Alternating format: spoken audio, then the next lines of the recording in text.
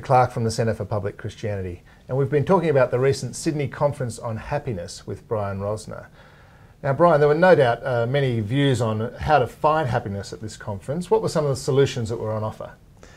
Well, Matthew Ricard was an interesting speaker. He's a monk from Tibet, and he is actually the French interpreter for the Dalai Lama and a best-selling author.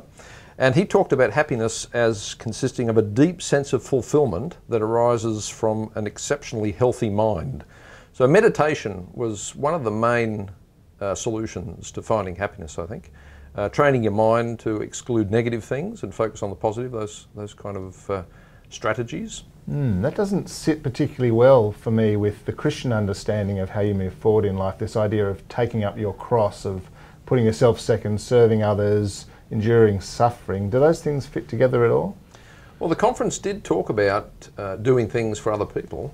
There was a whole session on altruism. Dr. William Post from Centre for the Research into Unlimited Love, believe it or not, which the MC joked wasn't a porn site, has been funded in the US to look specifically at this idea that people ought to do good things for other people because it makes you feel better. It's easy to kind of be snide about that and think it's a pretty lousy motivation to want to help others for your own sake.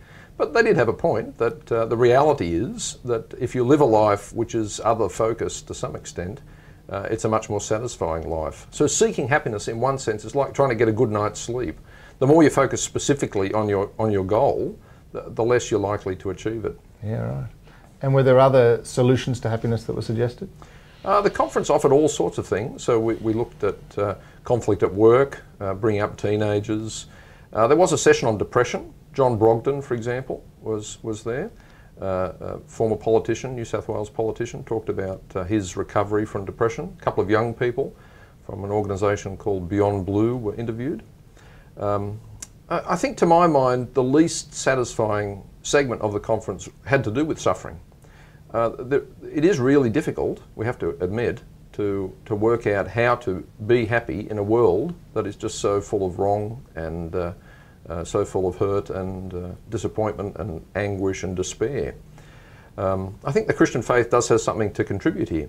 After all, the founder of the Christian faith, Jesus Christ, himself died, took up his own cross, as you were mentioning a moment ago, and did something for others, the ultimate act of sacrifice. Yeah. You mentioned earlier Martin Seligman, the academic who talks about positive emotions, positive character, positive institutions, these being kind of three building blocks for happiness. Is there a Christian parallel to that? Is that something you find within the Christian faith? I think Christians ought to think this through, and if Seligman's right that happiness is about not just positive emotion but meaning and purpose, then I think the Christian faith has a lot to say. Having an involvement in something that's bigger than yourself is fundamental to what it means to be a Christian. Basically, God has a grand plan, Christians think, to redeem the world, to set the world to right through Jesus Christ and what he did. And being part of that is inclusive of all people. The very notion of Christ dying for others is central to Christian ethics, of course, as well, to how Christians are meant to live, their character, their morality, and not leaving anyone out, but looking after those on the fringes of society becomes central for Christians because of what Jesus did.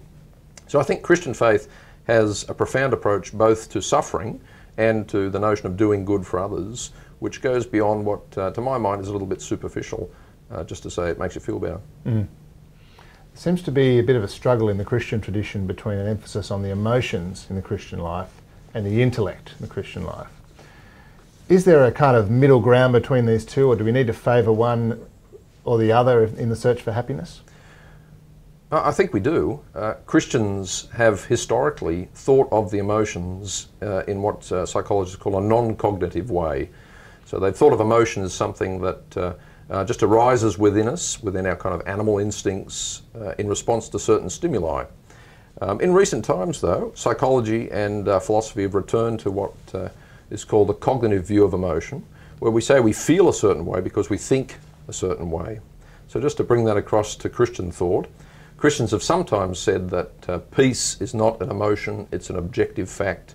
joy is not an emotion, it's an attitude, it's not a feeling. I think that's quite mistaken.